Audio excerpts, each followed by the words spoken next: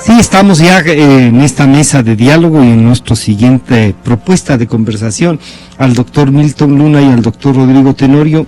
Yo decía al despedir a José Hernández que el tema de el Chapo Guzmán ha vuelto a despertar una serie de comentarios y a reflexionar sobre la sociedad también y lo que significa la droga y los temas que ustedes, tanto en educación como en el mismo tema de la droga, de las adicciones, nos han ayudado a reflexionar en este medio. Doctor Milton Luna, ¿qué podemos obtener de esta fuga, recaptura del Chapo, esta especie de geopolítica de la droga? Como consecuencia vemos que en el Ecuador hay toneladas y toneladas, pero además toneladas de microtráfico ya y alrededor de los colegios. ¿Cómo influye en la estructuración social esto? Bienvenido, buenos días. Gracias, Francisco. Bueno, digamos, primero, antes de arrancar sobre el tema, yo quisiera, por una obligación ética y moral, decir que el día de hoy va a ser la posesión a las 12 del día, sí, nuevo rector legítimamente elegido de la Universidad Andina, y que muchos académicos de las universidades ecuatorianas estaremos acompañando este acto legal y simbólico absolutamente importante para defender la autonomía universitaria y la defensa de espacios de construcción de pensamiento crítico en el país. Yo creo que en esta situación de la Andina, de alguna manera se refleja una idea de país, sí, un pensamiento crítico. Así, ¿no? Es, y sobre todo, en este caso, la defensa de los espacios democráticos y de pensamiento, desde la academia, desde las universidades, que ciertamente han sido también golpeadas en los últimos 9 años, ¿no? Entonces eso, para arrancar y además decir que mucha gente vamos a estar también en esa, y yo saludo que catedráticos como ustedes tengan esa visión, porque no es cuestión de estar o no de acuerdo con uno o con otro ustedes discrepamos de muchas cosas pero no hay duda de que los espacios democráticos son los que hay que defenderlos, ¿no? Y sobre todo en la educación. Es una visión de formación de los ciudadanos, de los jóvenes, de los profesionales, en el caso de la Andina, que van a reforzar sus estudios, ¿no? Alguien por decirlo. Sí, muchas gracias también por ratificar, y yo creo que alguien decía, el destino de los pueblos va ligado al destino de la educación, y particularmente el de las universidades, ¿no? Si esto está pasando con las universidades del país en este momento, es sumamente preocupante, pero yo creo que está precisamente en la voluntad de cada uno de nosotros como ciudadanos comunes y corrientes, y en este caso también como académicos universitarios, el defender estos espacios, en este caso el de la Andina en particular. Bueno, respondiendo brevemente a la pregunta, yo creo que esto del Chapo, por coger una de las aristas, sí, claro, ¿no? Porque tiene cantidad de aristas, yo creo que nos lleva a una conclusión muy importante, y es que esté o no esté el Chapo, entre comillas negocio va boyante y seguirá boyante por muchísimo tiempo. Él mismo dice, más allá de mi prisión, esto es un negocio que sigue y la droga seguirá fluyendo. Porque los factores estructurales que suscitan digamos, el uso de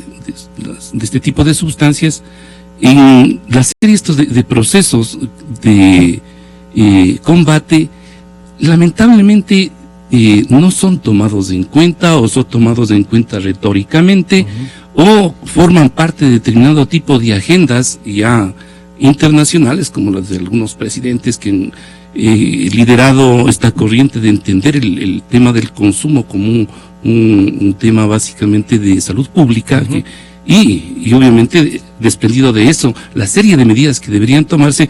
Claro, a la larga está la fuerza que tiene, primero el problema, y segundo yo diría a la larga la complicidad de sectores sociales y de muchos estados que a la larga se comienzan a constituir en narcodemocracia, narcoestados.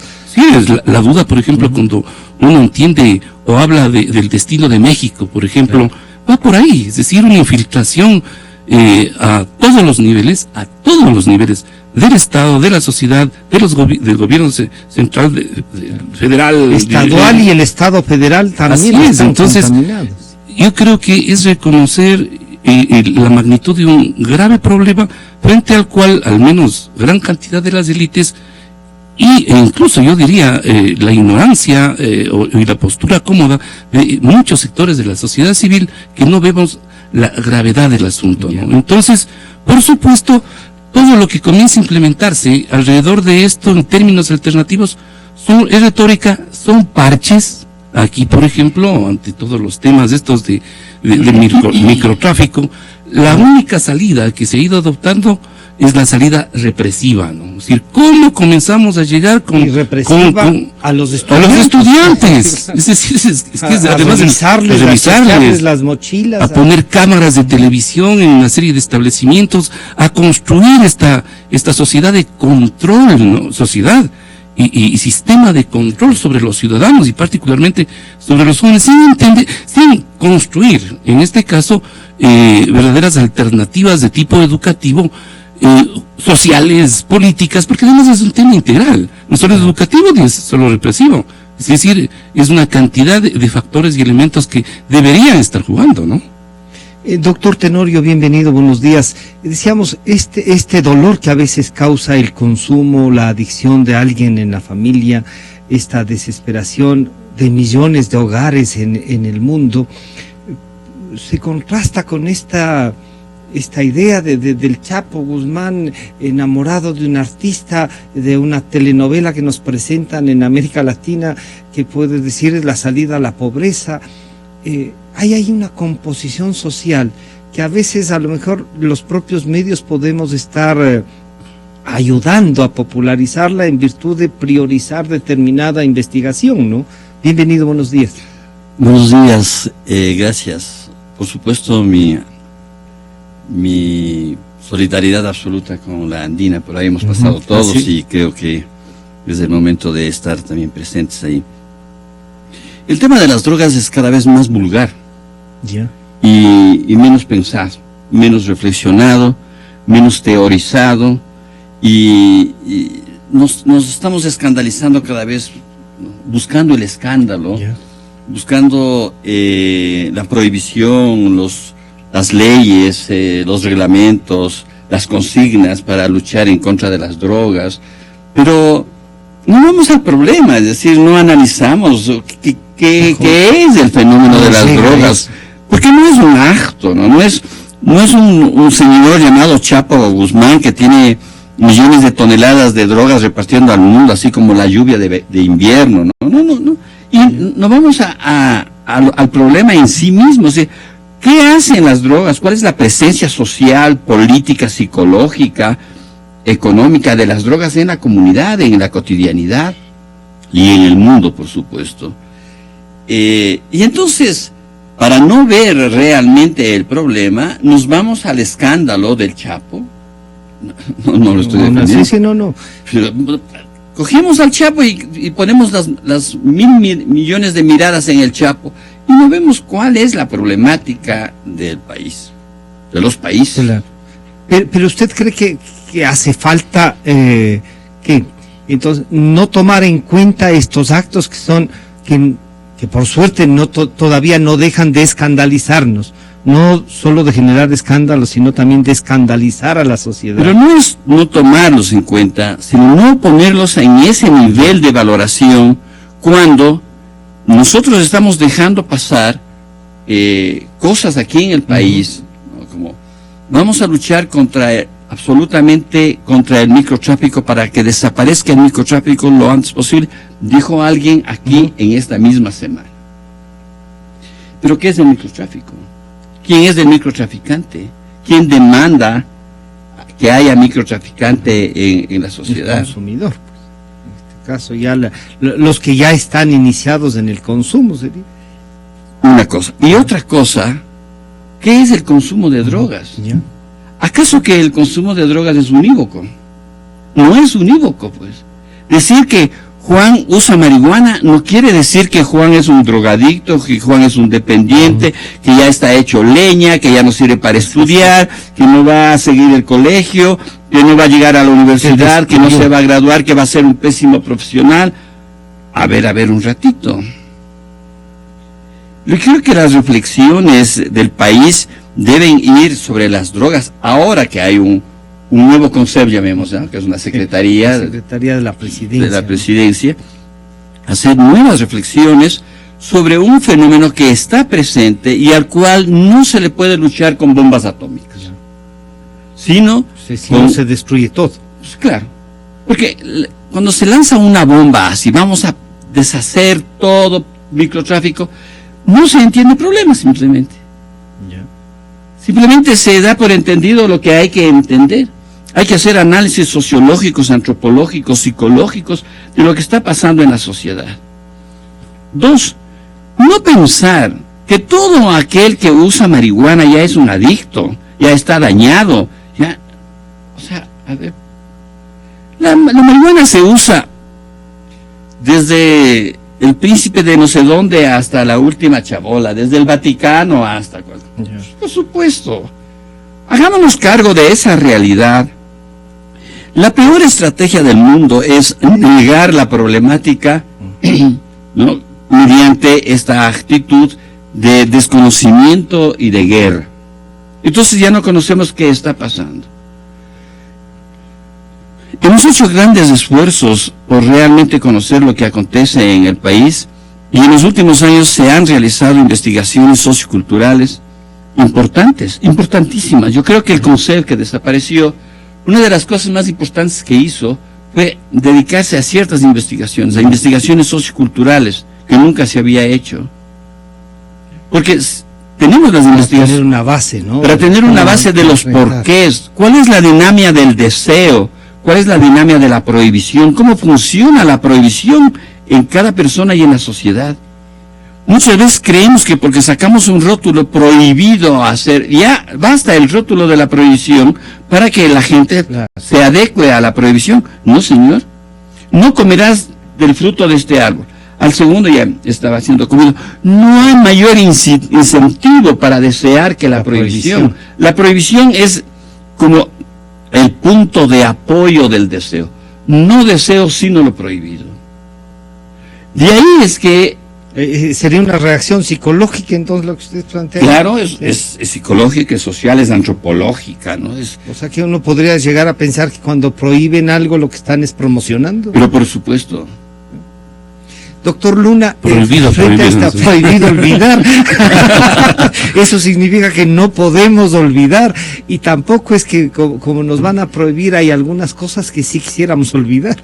Pero, doctor Luna, ¿cómo encajamos esta reflexión del doctor Tenorio? Dice, a ver, sí, hay un campo mucho más abierto que hay que analizarlo, pero yo decía, sus esfuerzos en educación para enfrentar unas sociedades con dificultades tienen que ver también con esta, que es una de ellas.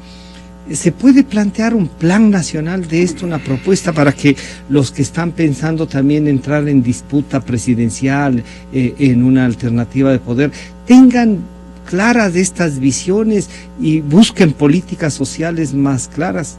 Pero por supuesto, yo creo que un instrumento, digamos, fundamental, uno de los instrumentos, sí, claro, pero es un instrumento fundamental para combatir esta situación, entender y combatir esta situación, es la educación, pero por supuesto.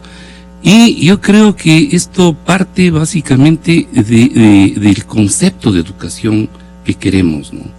Entonces, y aquí, aprovechando la evaluación, bueno, no sé si es evaluado o no, sí, pero los famosos 9 años de la revolución ciudadana, de la revolución educativa, lo que viene efectivamente en cuanto a modelo educativo, precisamente es un retroceso en términos de entender que la formación de las personas es integral.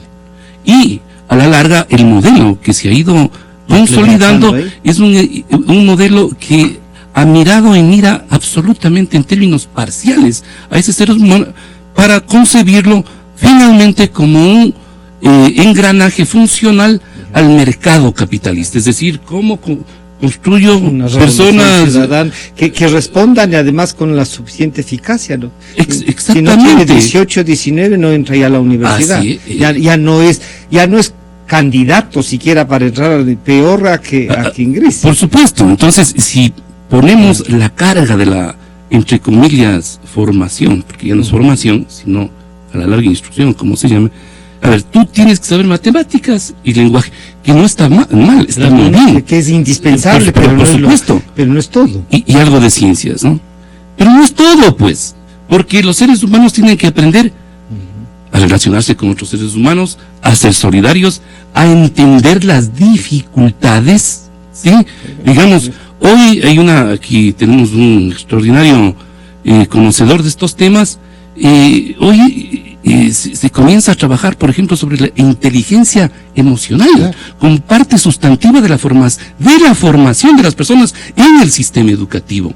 Es decir, cómo una persona, pongamos el caso, tiene que recurrir al alcohol, a la droga, etcétera, por ejemplo, por temas de soledad. ¿Y por qué no esa persona, y aquí viene el tema de la inteligencia emocional, asume otro tipo de actitudes frente a los problemas para poderlos resolver?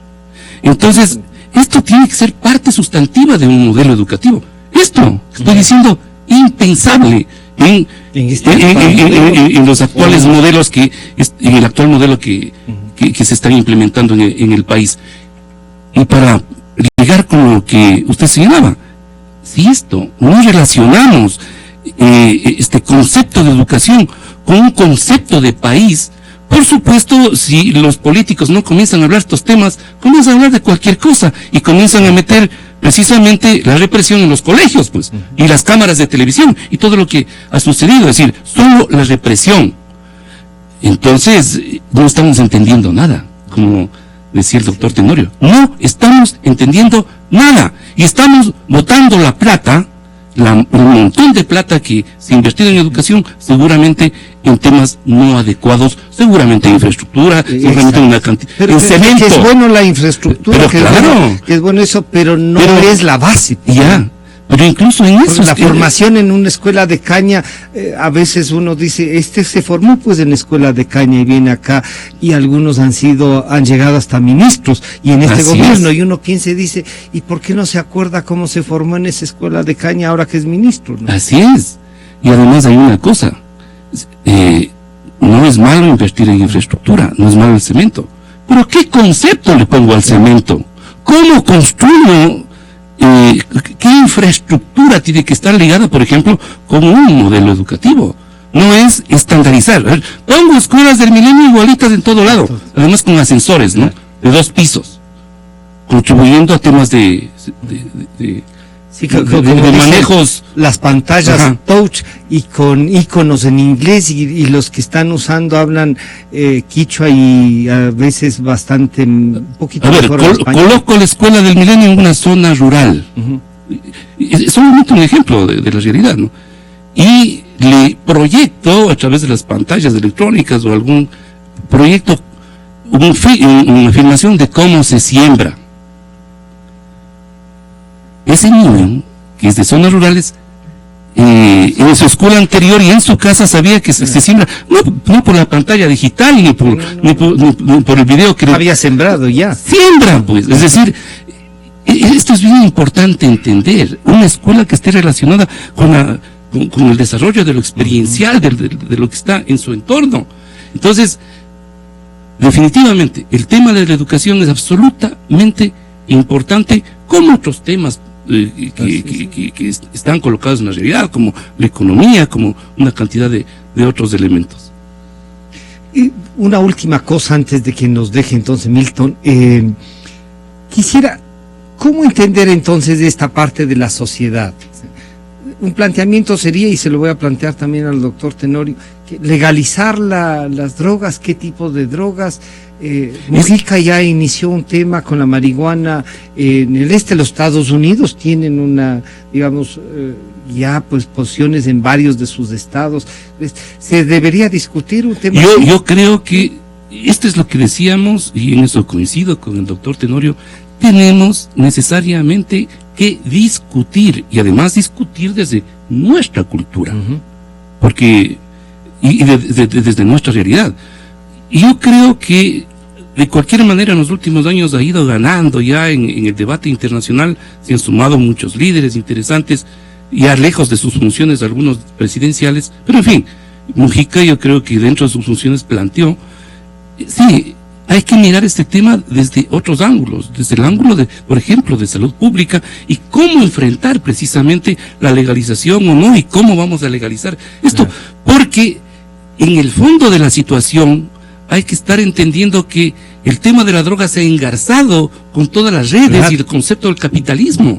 Es decir, y ahí hay una transnacional que maneja. Pero absolutamente. Entonces, ¿cómo rompemos eso? Debería ser la pregunta, ¿no? Todos hemos visto las películas de inicios del siglo XX, Chicago, las balaceras, el señor Al Capone y las mafias, ¿no? Se prohibió el alcohol precisamente en Chicago. El momento en que, y no es que la gente dejara de beber, bebió más, y por supuesto, señor Al Capone se hizo rico traficando con, y claro, se acrecentó la violencia y una cantidad de cosas. Y se intoxicaron más. Así es. Entonces, de pronto, las medidas punitivas, y ahí está el ejemplo histórico más importante, se crecen las mafias, si no hay un tratamiento. Un poder, ¿no? Claro, y crecen poderes terribles. Entonces, yo creo que ese ejemplo histórico es muy importante traerlo para poder debatir. Pero nuevamente yo sí diría en nuestras coordenadas históricas y culturales. Muchas gracias al doctor Milton Luna. Doctor Tenorio, gracias por... Entonces, una propuesta desde la academia que diga, a ver, el tratamiento de las drogas, de su consumo, de todo aquello que se relaciona, ¿hay un principio académico que uno diga, esto se puede seguir, o por lo menos delinear una forma de comportamiento de quienes son responsables de este manejo? Bueno, el tema es que, o el problema es que desgraciadamente el tema de las drogas no ingresó a la academia de manera académica. Ya. Es decir, para ser encontraron con un tema. Claro, para ser estudiado. Para ser estudiado, para ser trabajado, para ser investigado académicamente. El tema de las drogas se ha quedado, casi diríamos hasta hoy, exclusivamente en el campo policial. Ya. O sea, y todo es tema penal. Sí, es la represión, ¿no? El informe del grupo de Cardoso y compañía, su último informe, que es maravilloso, da cuenta al revés. Es decir, no podemos hacer ninguna guerra a las drogas sin que eso traiga serias dificultades y serios problemas a la sociedad. Puesto que la guerra a las drogas ha fracasado, porque hay que aceptar que ha fracasado rotundamente, son necesarias otras estrategias. Y esas estrategias deben pasar por algunos conceptos. Primero, el de tolerancia. Si nosotros somos tolerantes con la diferencia, todo el mundo se adecua a esa diferencia. Respetamos la diferencia. La lucha contra los negros en los Estados Unidos, ¿no? Ha tenido cuántos siglos para que empiece a haber el respeto a la diferencia, el respeto al otro diferente. La guerra a la no diferencia, la guerra a asumir que solamente unos son los privilegiados, es la que ocasionó la guerra contra las drogas. No fue la marihuana en sí misma.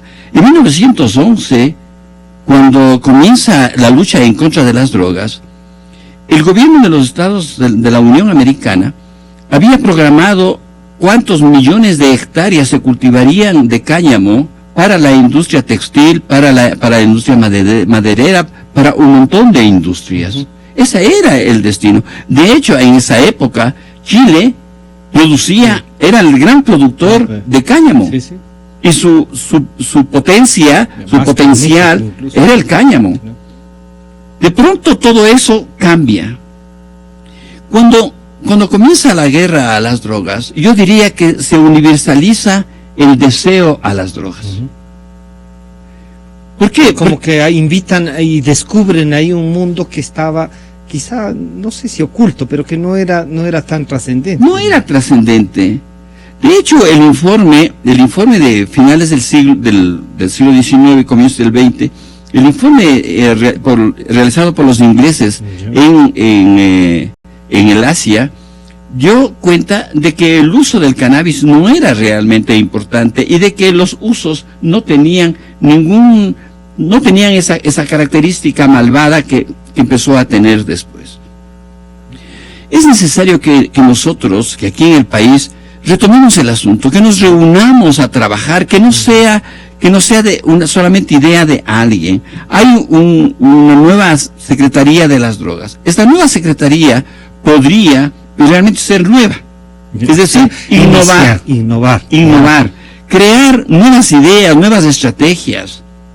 Está bien que vigilemos, está bien que procuremos que las drogas no lleguen a los niños, pero ¿cómo hacerlo? No poniendo un policía en cada escuela, no poniendo cámaras, no atentando en contra de la intimidad y de la libertad.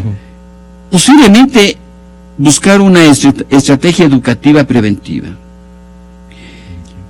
Uno de los grandes males de esta guerra a las drogas ha sido el abuso, el maltrato total, radical a los usadores, inclusive no conflictivos. Inclusive chicos y chicas que por primera vez usaron marihuana o alguna otra sustancia, ordinariamente es marihuana, han sido llevados a la fuerza a centros supuestamente de tratamiento por una sola vez. Ni siquiera han tenido, claro. Y ahí se han quedado 15 días, un mes, 2 meses, sin ninguna razón. Es cierto que en esto hay cierta vigilancia del Ministerio de Salud ahora.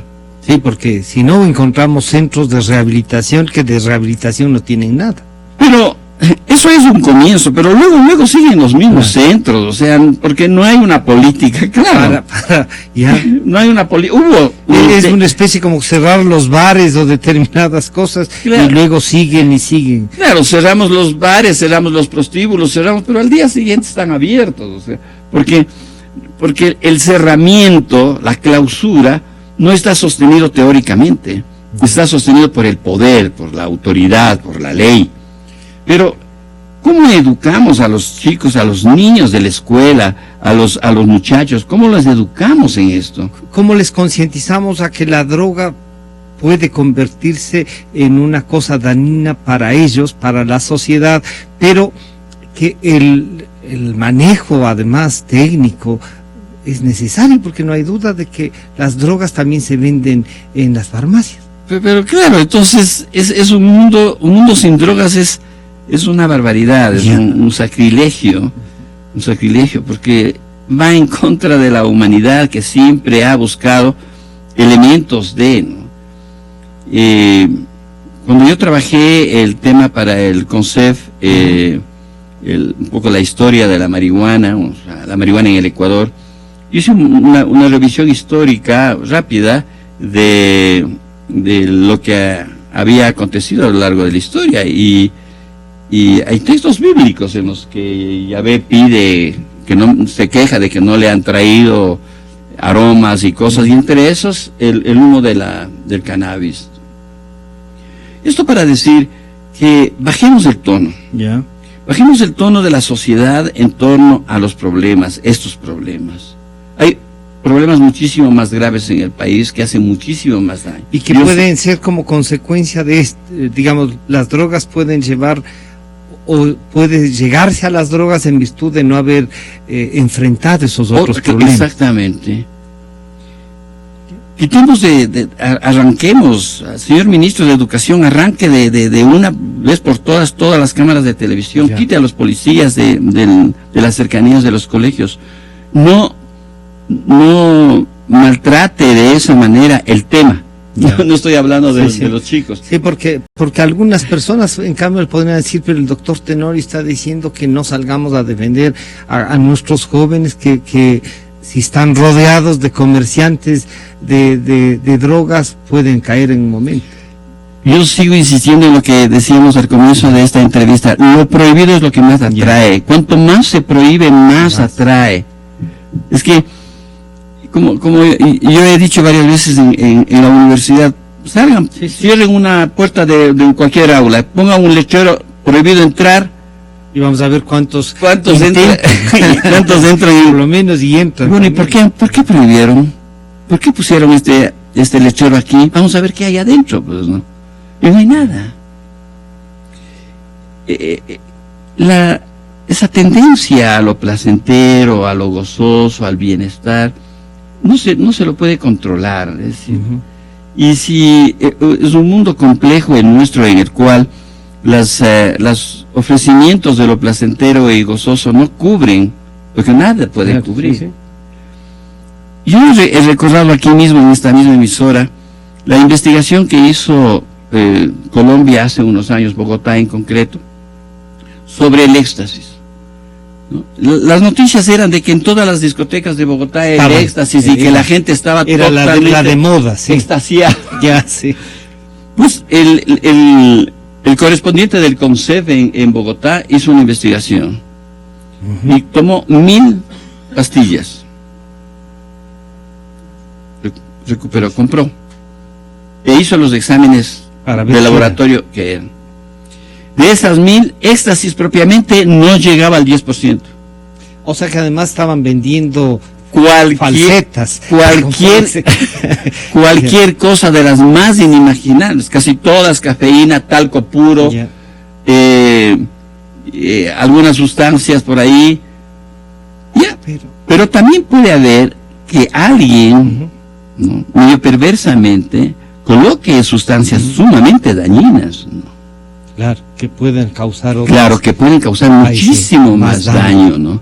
Entonces, esto nos lleva a una nueva actitud. Cardoso y compañía dicen, uno de los grandes crímenes que se ha cometido es perseguir al pequeño traficante. Porque es el eslabón de ahí, el último, ¿no? Pero es la cabeza de turco. Claro. Entonces vamos a estar contentos cuando llenemos las cárceles de pequeños traficantes. Yo creo que el presidente Correa, al iniciar su largo periodo, dijo algo así, pero muy sumamente lúcido al respecto, cuando indultó a las mulas, ¿no? Ellos no son el problema. Y tiene toda la razón. Pero ahí la crítica fue, pero al indultar a las mulas, como que estábamos diciendo, oigan, si consiguen trabajo de mula, no se preocupen.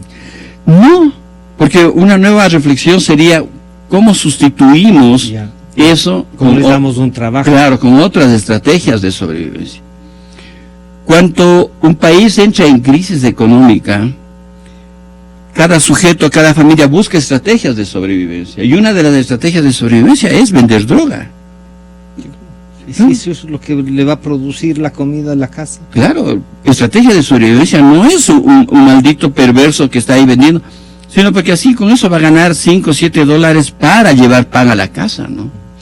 Doctor, ¿cuánto influyen estas telenovelas, estos actos así espectaculares como el del Chapo, y que gente tan importante como Sean Penn, un actor reconocido, forme parte de este show mediático generado en el mundo, ¿no?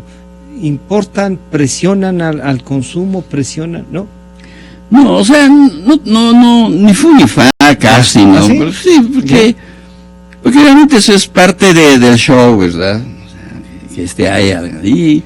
Es casi la propaganda necesaria, entonces. Claro, la mayoría de la población de chicos y chicas, ¿qué es lo que nos importa? Claro. Nosotros, nos importan los niños, nos importan los muchachos.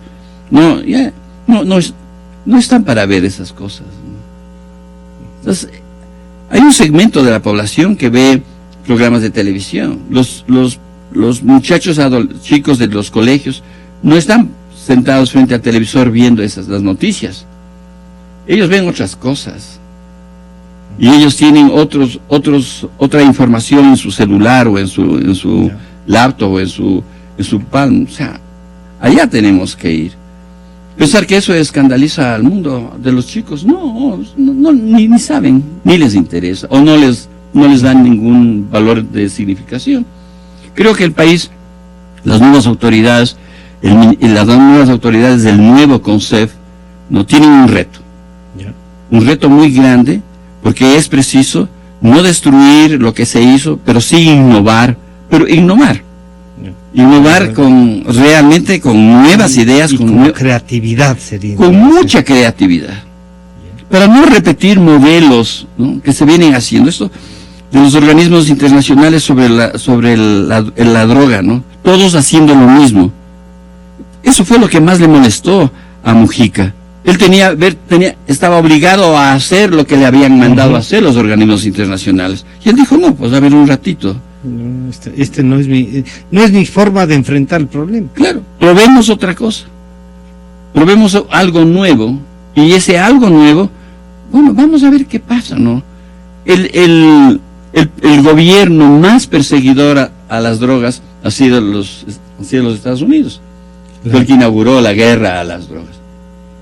Y ahora hay como 26 estados que han aprobado, han aceptado el uso medicinal, y hay como 4 que están usando también en el campo recreativo. Pero también hay convenios internacionales de lucha contra, donde más de 120, 135 países se han sumado, la lucha contra las drogas. Bueno, pues a eso va el grupo de Cardoso. ¿Ya? ¿Cómo no minar a ese grupo, no ponerle una bomba y destruirlo, sino cómo en ese grupo de naciones poder insertar nuevas ideas? Porque si no insertamos nuevas ideas ahí, ellos siguen repitiendo un modelo guerrerista. Que está descrito ahí en el propio convenio. Sí, pero curiosamente, los 3 últimos informes mundiales sobre las drogas determinan una crítica asaz en contra de todo este sistema. Y esto es lo más importante, en contra de los discursos oficiales que mienten en verdadero sentido de la palabra, mienten, porque se sostienen en falsas investigaciones, en falsos datos, o los han exagerado. Veamos el informe de hace 2 años nomás, para que veamos cómo la crítica a estos informes se ve en los datos reales, porque muchos gobiernos han leído al revés los datos, por sus conveniencias. Para que no rompan con sus políticas, ¿no? Bueno, porque tener una política contra las drogas es recibir también dinero para esa política. Claro. Que todo tiene que ver también en un engranaje, entonces. Un engranaje económico, socioeconómico. Si ese engranaje se rompiese, o si no se rompe, pues no nos cambiémoslo, ¿no? Para que nuestra sociedad sea más libre, menos perseguida, para que los chicos y muchachas puedan ellos hacer opciones, porque saben, yo diría, en términos exagerados, pero ningún profesor común y corriente en el aula el día de hoy mencionará las drogas. Ninguno, porque no sabe. Porque no sabe qué decir. Sí, hay que estudiarla, hay que ingresarla, ¿no? Hay que ingresar en la currícula. Sí. Yo quiero agradecer al señor doctor Rodrigo Tenorio, catedrático universitario, y vamos un poco a